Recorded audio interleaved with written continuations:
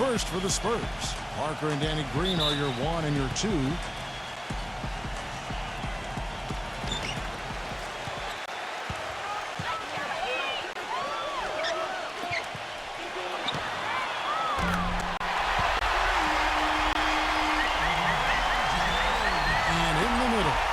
Brazil, taking with the 28th pick back in 2008. The 6'11" pivot man, Thiago Splitter. Then there's Kawhi Leonard, and it's Duncan in at the 4. And for the Heat, Chalmers and D-Wade are the guards. And playing at the 5, the always versatile 6'11" star big man, able to score inside and out, Chris Bosh. Then it's LeBron James, and it's Haslam in at the 4 spot. You know, I thought San Antonio really was an outstanding team. Fun to watch. Excellent at both ends of the floor, but one statistical thing that stood out was they defended at a high level without committing a lot of fouls. That takes discipline and smarts. Pass to Splitter. Back to Parker. Green left side. Off target with his 3. Boy, I'm shocked he didn't make that one. He usually knocks that one down with ease. Clark, as you said about that Spurs team, just a team that does not foul very often. Doesn't give away 3 points. And, Steve, they led the league in fewest fouls last season. Well, that's part of Greg Popovich's mantra. You know, don't give up anything easy. You can't guard a free throw, obviously. You can't guard a fast break. So important for the Spurs to avoid fouls and take care of the basketball and be efficient offensively, and that helps their defense. You know, there aren't many guys like him, players who can accelerate to the rim and finish with a flourish more often than not. First quarter, about a minute and a half in. Here's Chalmers. And it's going to be 2 free throws. Drew contact on the shot. Well, probably the right play defensively. If you can't get the block, send them to the free throw line. Don't give them an easy 2. No easy buckets inside. Force free throws and work to keep them out of the lane next time around. A different look now for San Antonio. Matt Bonner, he's checked in for Splitter. Diaw comes in for Tim Duncan. And it's Ginobili in for Daniel Green. Now here's Parker.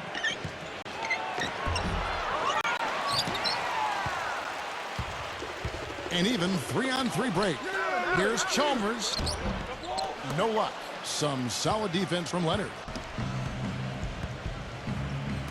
Ginobili kicks to Bonner. That shot's good on the assist by Ginobili. Bonner's got his first 3 points of the game. Wow, he's got such a sweet three-point stroke. The way he can shoot it, forcing opposing bigs out on the perimeter, can really open up the lane. 1 quarter in the...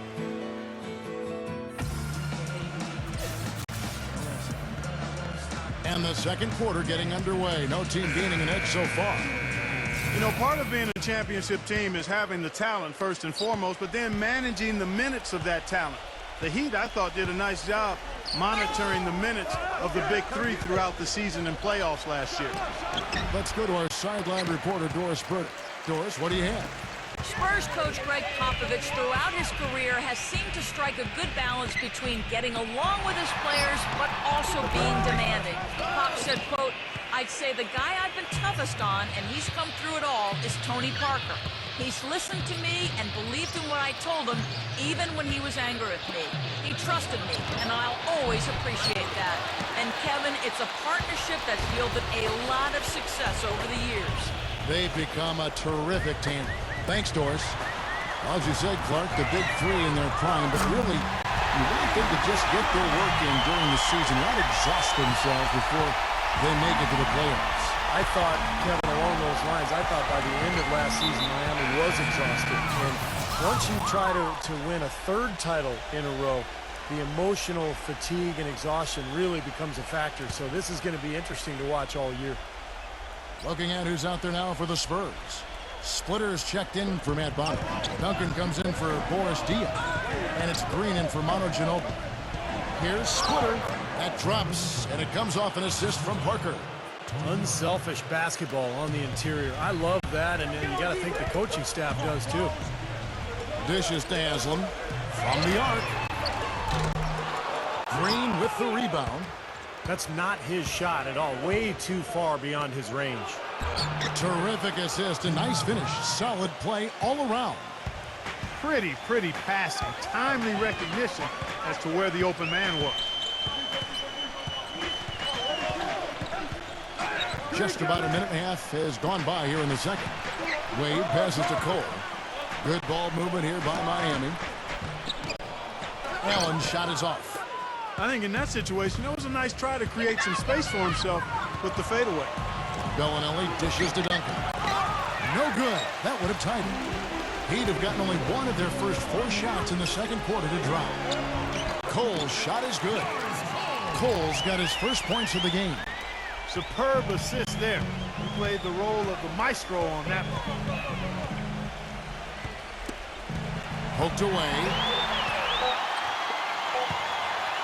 Gives him the lead pass with 1 on the clock.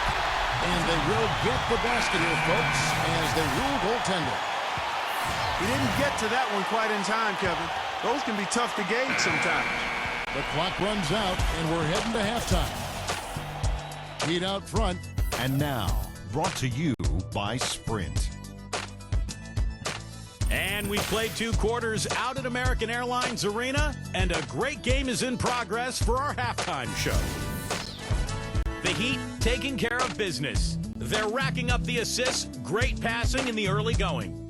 An impressive first half for LeBron.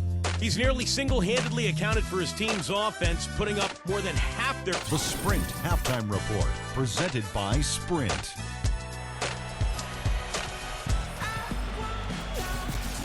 Welcome back, everybody. The start of the second half getting underway. Both teams battling hard through the first half.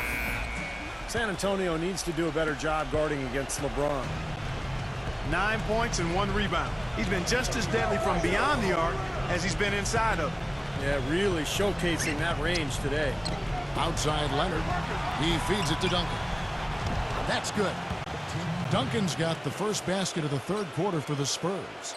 You know, Heat head coach Eric Spoelstra worked his way up from the very bottom in that organization. I mean, he got his start as a video coordinator, and through years of hard work and dedication has really become an outstanding coach.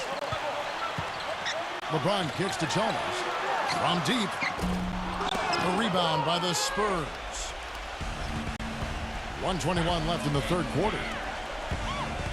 And Parker, here we go.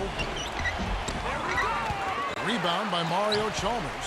And back to Coach Eric Spoelstra as a guy who got his start as a video coordinator, picking the game apart. Steve, he's very comfortable with the new advanced stat movement, analytics in the NBA. Yeah, and I've had a chance to speak with him quite a bit. He says that the way they use advanced stats is just as a conversation piece in the coaching room. Their analytics department will bring them various information, and it will force them to ask questions, which is very healthy for a coaching staff to do. And Doris Burke has a report for us from the sideline. Yes, Kevin, a lot of the Spurs' success is because they are able to manage the cap so well. It comes from them getting their key players to take just a little less when they renew their contracts.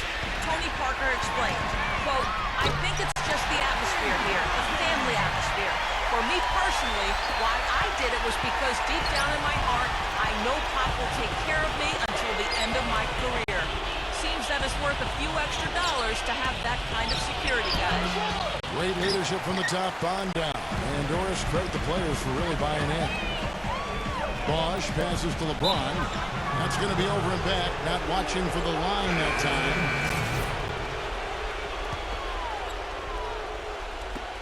11 seconds left in the third quarter. And the pass to Bonner. Back to Parker. Soft touch off the glass. Parker's got 6. Some big points there. I mean, they got him on a nice play to get the ball right to the bucket. That's what they're looking for down the stretch, Clark. More of the same. Get it inside. And we've reached the end of the third. Heat lead.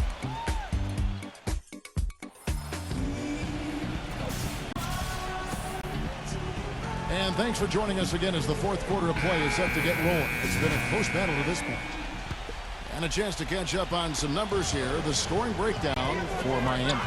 So far, they've turned in a fantastic performance from the three-point line. It's been a weapon all game. The other thing that jumps out to me is just the big number of assists they've had. The offensive efficiency has been a major factor. You know, they're being very one-dimensional right now, going to the post every time. But if it works, you don't need another dimension.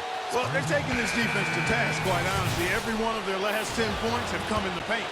San Antonio making a switch here. Spurs trail by 3.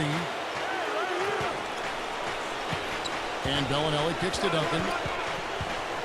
Shoots from 12. They get it back. A second chance effort. Good D by LeBron.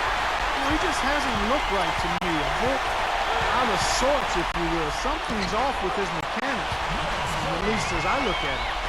You know, there's no fear out of him, guys. I mean, going straight to the hoop against a much bigger defender, he's got a lot of heart. And Bellinelli kicks to Ginobili. Takes the 3.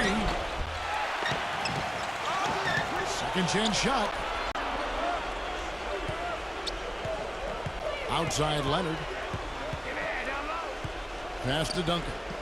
Defended by Cole. Tries again. Gets the bucket. And it's 6 points for Tim Duncan.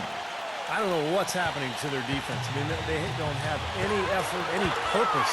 And it's really costing them. I mean, the last 5 baskets at that end have been on very easy looks. Well, it's an almost impossible task guarding him. He's so strong and quick. LeBron is like a locomotive bearing down. You see why teams have to give hard fouls to stop him, because a little bit of contact just is not going to be enough to stop him. Hey, Steve, a lot of contact isn't enough to stop the freight train LeBron James. I mean, he draws so much attention defensively, but what makes him special is how he can punish a defense for overcommitting, because I think his greatest attribute amongst all of his great attributes is his passing ability. No good from Duncan. Miami's gone 4 of 8 tonight from three-point land, shooting 50% on the 3-ball here. Haslam can't get it to go. Spurs have gone just 33% from the field in the 4th quarter so far. They are 2 of 6. Leonard dishes to Parker. On the wing. The Spurs rebound. Pass to Ginobili. Fires the 3. Sinks it. And he has brought them to within 2 points. So hard to stop Ginobili right now. And they go to the intentional foul. Yeah, no question, the right call at this point. You can't let them just dribble it out. That's right. I mean, you got to send them to the line and hope for a few misses. And they can't make the second free throw either. Listen both. Well, you've got to get it done at the line in that situation. Now we've still got a game.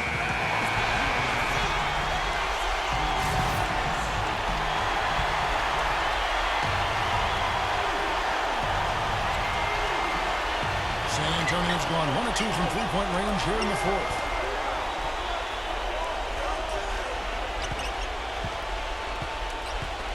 The dish to Parker. To tie it up. And it's blocked by Bosh. And they're able to recover. And now they foul and stop the clock.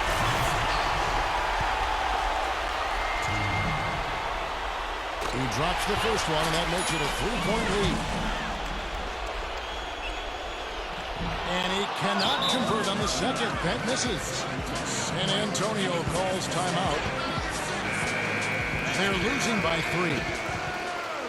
3 seconds left in the 4th quarter. Guys, what do you think?